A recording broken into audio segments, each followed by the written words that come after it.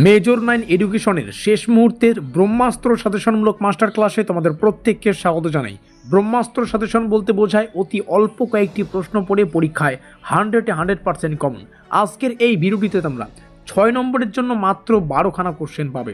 আর এই 6 নম্বরের যে 12খানা কোশ্চেন, এই কোশ্চেনগুলো 6 নম্বরের জন্য আসতে পারে, আবার 10 নম্বরের জন্য আসতে পারে। অর্থাৎ একটাই সাজেশন যেটা প্র্যাকটিস করলে 6 নম্বরের এবং 10 নম্বরের দুটো টাইপেরই প্রশ্নগুলো কিন্তু পরীক্ষায় কমন পাওয়া যাবে।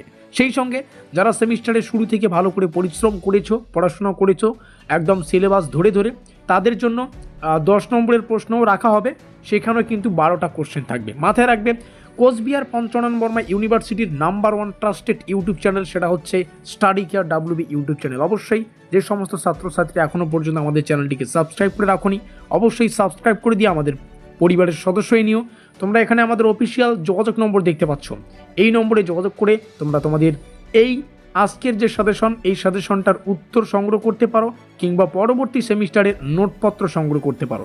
এই রইল আমাদের অফিসিয়াল যোগাযোগ নম্বর। চলো শুরু করছি আজকের এই শেষ মুহূর্তের ব্রহ্মাস্ত্র সাজেশনটি। কথায় আছে যে বোঝে সে খোঁজে, আর যে খোঁজে সে পায়। আজকে আমরা সেই কোশ্চেনগুলো পাবো যেগুলো পরীক্ষা চায়। প্রথম প্রশ্ন, পাঠক্রমের ধারণা, প্রকৃতি আর পরিসর ডিটেলসে পড়ো।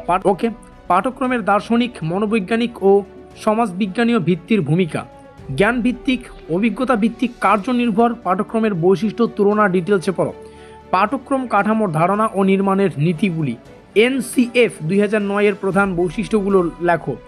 নিচে আমরা দেখতে পারবো লার্নার সেন্টার্ড ক্যারিকুলাম যেটা রয়েছে, ফ্রেমওয়ার্ক, এটার বৈশিষ্ট্য ধারণাটা পড়বে। পাঠ্যক্রমের উন্নয়নের গুরুত্ব, প্রয়োজনীয়তা পড়ো। পাঠ্যক্রম উন্নয়নের প্রক্রিয়ার যে ধাপগুলো সেগুলো পড়ো। পাঠ্যক্রম মূল্যায়নের ধারণা এবং তার তাৎপর্য, এটা ইম্পর্টেন্ট কোশ্চেন। গঠনমূলক আর সমাপ্তমূলক মূল্যায়নের মধ্যে পার্থক্য, এটাও পড়ো।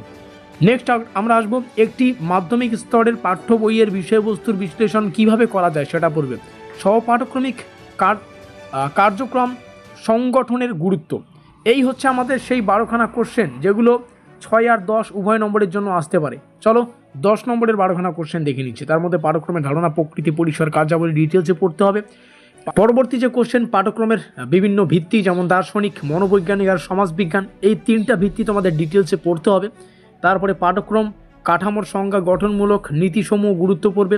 NCF 2009 এর প্রধান কার্যাবলী বৈশিষ্ট্য পড়বে। লার্নার সেন্টার্ড পাঠ্যক্রমের কাঠামোর ধারণা, তারপরে উপাদান বৈশিষ্ট্যগুলো পড়ো। নিচে আসবো, পাঠ্যক্রম উন্নয়নের সংখ্যা, প্রয়োজনীয়তা এবং ধারণা।